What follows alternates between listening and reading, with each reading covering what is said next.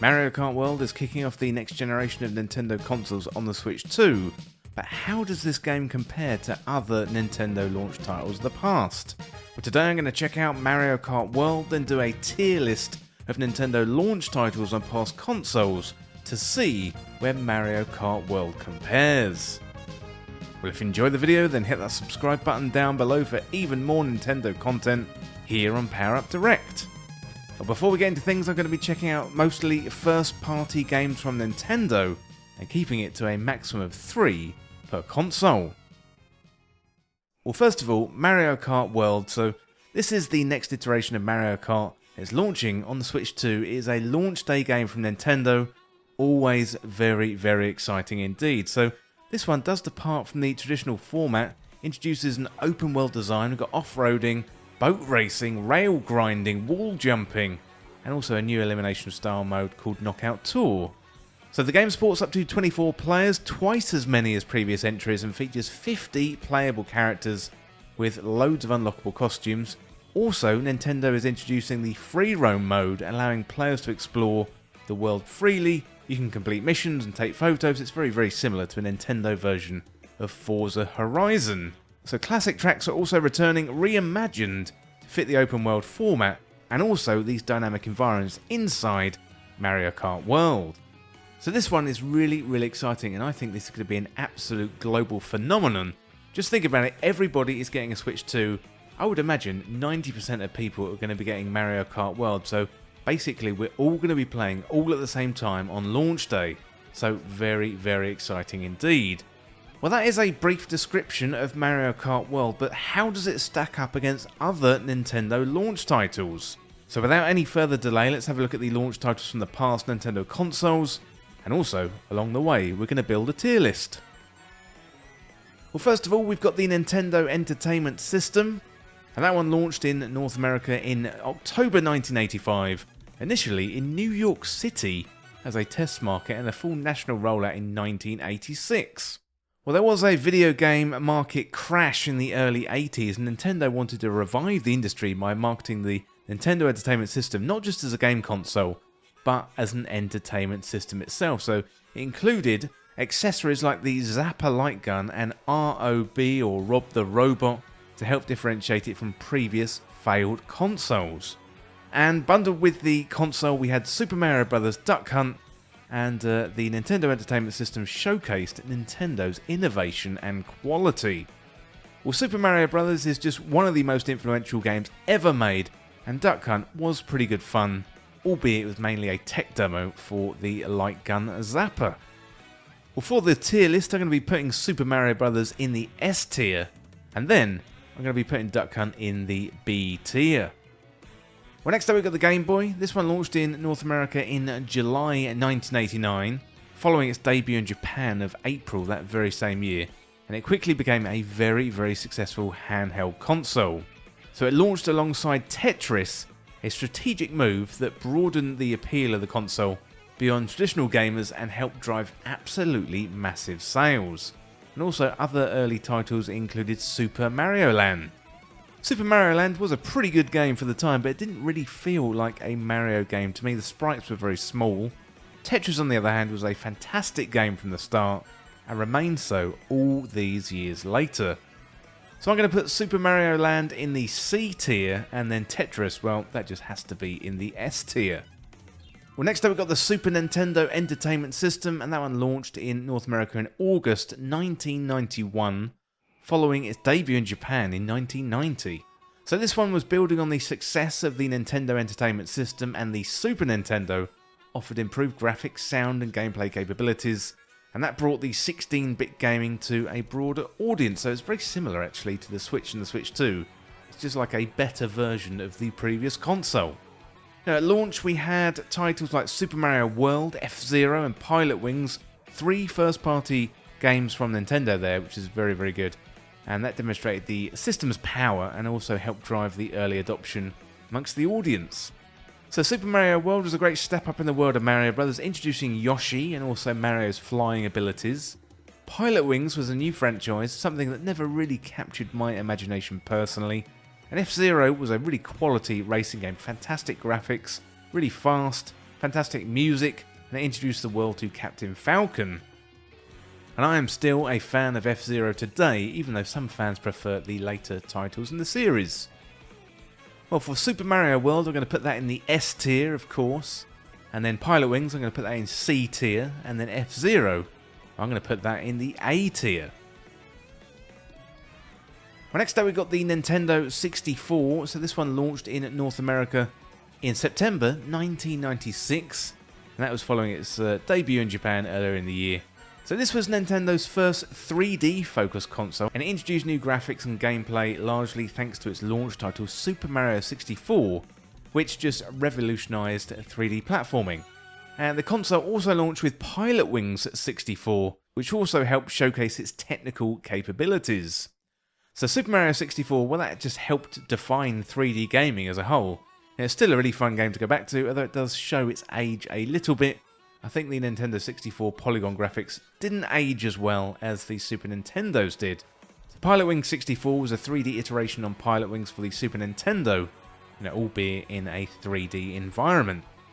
Well, Super Mario 64, I'm going to stick that in the S tier, and then Pilot Wings 64, that goes down in the lowly C tier. Next up we've got the Game Boy Advance. This one came out in 2001 in June.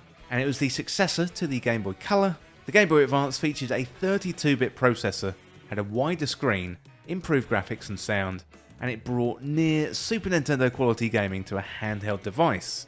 So the launch titles had Super Mario Advance and also F-Zero Maximum Velocity. So we're getting some deja vu there from the Super Nintendo days. So Super Mario Advance is a port of Super Mario 2 from the Nintendo Entertainment System. I love Super Mario 2. So to be able to play it on a handheld at the time was absolutely incredible. F-Zero Maximum Velocity was the first handheld F-Zero game, so it did serve the purpose of having console-like games in your hand, which to be honest was a huge step up from the Game Boy Color. So with Super Mario Advance I'm going to stick that in the A tier, and then F-Zero Maximum Velocity, that one goes down in the C tier. Well, also in 2001 Nintendo released the GameCube. Nintendo shifted strategies here away from cartridges to optical discs, which is quite interesting for Nintendo. They have always been a big fan of the cartridge. And the GameCube was a curious little console. Actually a cube with a handle on the back, very interesting. And the launch lineup included Luigi's Mansion, Wave Race Blue Storm, Star Wars Rogue Squadron 2, Rogue Leader, although it was noticeable that we didn't have a mainline Mario game for the console's launch. Luigi's Mansion was a decent game, although at the time Nintendo did receive a lot of questions about the whereabouts of Mario. Where was the mainline Mario game, and was Luigi's Mansion a suitable replacement? So over time, I think people look back more fondly on Luigi's Mansion compared to when it was released. Wave Race Blue Storm was okay, but personal opinion here, I wasn't really a big fan of the Wave Race series. So Luigi's Mansion I'm going to put in the B tier, and Wave Race Blue Storm, that one goes down in the C tier. Next up we got the Nintendo DS. This one launched in November 2004, and this was a new handheld design with dual screens, had a touchscreen, a built-in microphone and also wireless connectivity, which is pretty good for the time and funny considering it is Nintendo. This was positioned as a third pillar alongside the Game Boy Advance and the GameCube. The DS offered a new way to play games, blending traditional controls with the new interaction methods, something Nintendo would go on to be very famous for with one of their next consoles. The launch lineup included Super Mario 64 DS, Madden NFL 2005 and Metroid Hunter's First Hunt, even though that was only a demo, and that showcased all of its capabilities. Super Mario 64 remains one of the best games of all time, and for the Nintendo DS they did add new graphics, characters, collectibles, a multiplayer mode and several mini-games, and also in a huge twist, Yoshi is the first playable character. Metroid Prime Hunter's First Hunt was only a demo for the full game, and that wouldn't release until 2006. It's the first Metroid game for the Nintendo DS, and the game included 3 short single-player games, a trailer for the full game, thank you Nintendo, a game including a trailer, and a small multiplayer section. So for Super Mario 64 DS, I'm going to put that in the S tier, And then Metroid Prime Hunters, I'm going to put that in the D tier. Next up we've got the Nintendo Wii. This one launched in North America in 2006. That marked a huge shift in gaming with the focus on motion controls and also accessible gameplay. This one was bundled with Wii Sports, and the console really appealed to a broad audience including non-traditional gamers, and it offered intuitive physical interaction through the Wii Remote. It had key launch titles like The Legend of Zelda Twilight Princess, and also Wii Sports, as I mentioned before. So Wii Sports is absolutely legendary. It's definitely a tech demo, but who didn't play Wii Bowling when getting together with the family or friends around the holidays? This was a pack-in game for the Wii, though not in Japan. Reggie Fils-Aimé from Nintendo America had to fight hard for this to be a pack-in game, and looking back now, he was right. This helped the Wii explode onto the market and become very, very successful. Twilight Princess was released on both the GameCube and the Wii, although the Wii version included motion controls, and this one is a pretty divisive Zelda game. You either love it or you hate it. Personally, I love it, and it was great to have a Zelda title for a launch game on a Nintendo console. So with Wii Sports, I'm going to put that in the A tier, and also Twilight Princess, that is also going in the A tier. Next up, we got the Nintendo 3DS in 2011, and this one introduced Glasses 3 3D visuals, and very, very interesting indeed from Nintendo. Included enhanced graphics, a built-in gyroscope, Street Pass, and Spot Pass connectivity, and backward compatibility with DS games. The launch lineup included Pilot Wings Resort, Super Street Fighter 3D Edition, and Nintendogs and Cats. That did lack a major first-party system seller like Mario or Zelda. So with Pilot Wings Resort, I'm going to put that in the D tier. Not a massive fan of Pilot Wings myself. And Nintendogs and Cats, I'm going to put that slightly above in the C tier. Next up we've got the Wii U in 2012, the ill-fated Wii U. This one launched as the successor to the Nintendo Wii, and unfortunately everybody just got confused. It had a standout feature, and that was the gamepad. It was a tablet-like controller with a built-in touchscreen that enabled new forms of gameplay, including off-TV play and a second screen experience. So for the launch games, we had New Super Mario Bros. U, Nintendo Land, that was bundled with some versions, and also third-party games like Zombie U and Assassin's Creed 3.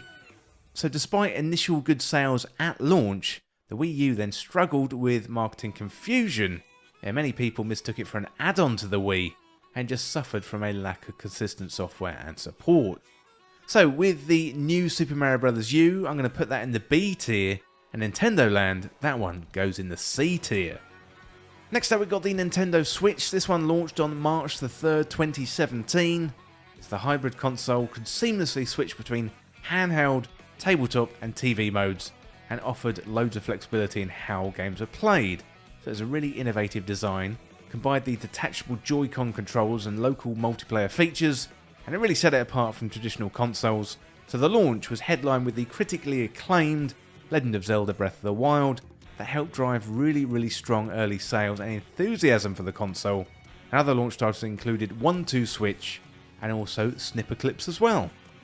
Breath of the Wild was an absolutely incredible launch game for the Switch. It perfectly demonstrated the hybrid nature of the console, where you could play it hooked up to your TV, and then throw the console in your bag and play AAA games on the bus or the plane, or at a rooftop party, famously showed in the reveal video. 1-2 Switch was just okay, it was a good demo of the HD Rumble and the Joy-Con capabilities. I would say nothing to write home about. So Breath of the Wild, that goes in the C tier, and then 1-2 Switch, that goes in the D tier. Well, after all of that, where does Mario Kart World fit into this equation? I think it's got the potential to be up there in the S tier or the A tier of Nintendo first-party launch games. It builds upon what's great with Super Mario Kart 8 Deluxe, introduces the knockout mode plus also the vast open world in free roam and all those secrets. It's very early in the life cycle of Mario Kart World, and the secrets haven't all been discovered yet, but they will be soon. And while I can't place it until I put similar hours into Mario Kart World compared to the other games, on first impression, I think Nintendo's got a major hit on their hands. Let me know in the comments where you think Mario Kart World will stack up against these other Nintendo launch titles. It's going to be tough, so just look at that list. There's some really amazing games, some of the best games ever made. I've got faith. I think Mario Kart World is going to be absolutely awesome. Well, let me know in the comments what you think of Mario Kart World, and thank you so much for watching or for listening. Don't forget to hit that subscribe button down below for even more Nintendo content here on Power Up Direct. Thanks again, and I'll see you real soon.